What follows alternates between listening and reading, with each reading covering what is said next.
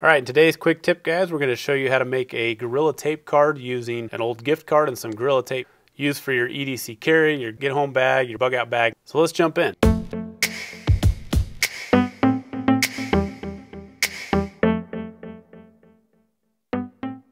All right, guys, so like we said, we're going to jump in today and show you how to make a quick Gorilla Tape card out of an old credit card, an old gift card, and some Gorilla Tape, of course. So the first question you might be asking yourself is, why would I carry a thing of Gorilla Tape around with me? Right, but there's actually a myriad of uses for this around the home or office or out and about. So if you're at home, you could use it to wrap cords up, tape them down just to create less tripping hazards, electrical hazards, those kind of things. You could use the white Gorilla Tape and a permanent marker for labeling things. For temporary fixes, you could actually use it to temporarily fix parts, interior or exterior of your car. You could use it for fixing bags, purses, backpacks. I've actually used it to fix a pair of pants temporarily when they rip, and even given it to a coworker when they rip their pants on a seat during a meeting.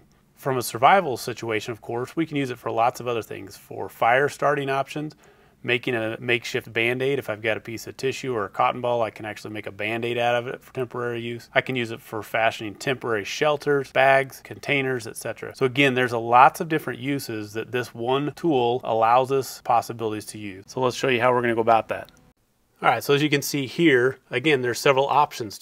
You've got different thicknesses. I can use the inch wide Gorilla Tape, okay, or you can use the standard 2-inch wide Gorilla Tape, depending on what you want to do, right, and how much you want to carry for what scenario. Now, I love this because, again, I'll carry this in my everyday carry stuff. So this one, just like I say, is the one that goes in my pocket. I've got several of these usually in my everyday carry bag and or my bug out bag, my get home bag, things like that. Now, you can carry a full-size card. Okay, as you can see here, where I was taking a full-size card and actually wrapped it, so I've got a lot more tape in that functionality. Or again, you can cut it in half and you can have a smaller card, and that's why I prefer those more for my pocket carry and or smaller bags, so I'm not carrying this big old bulky wrap of tape if I don't need it.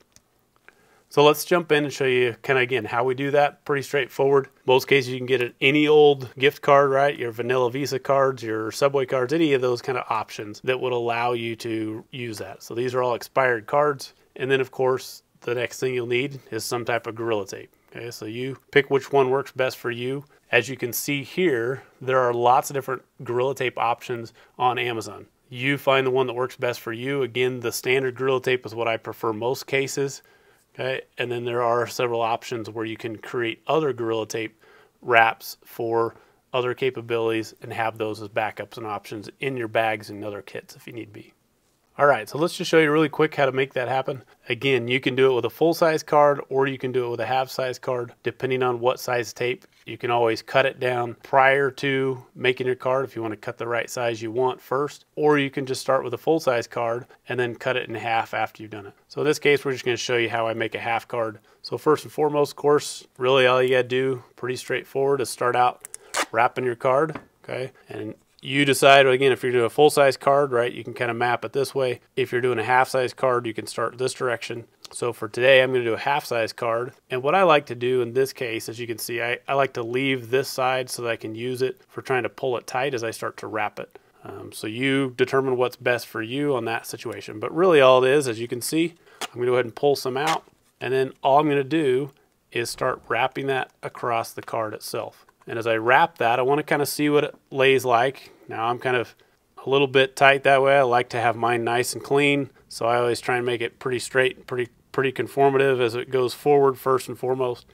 And then really all it is, as you can see here, is all I'm going to do is just keep wrapping that down that card. As I do a couple wraps, then I'll kind of stop, kind of flatten it out, stick it to itself, try and make sure that it stays fairly clean. Again, just so that we don't get air bubbles or we don't get dirt and stuff trapped underneath it that makes it not as useful when we go to use it in the future case. Okay, so this was your quick tip of the day.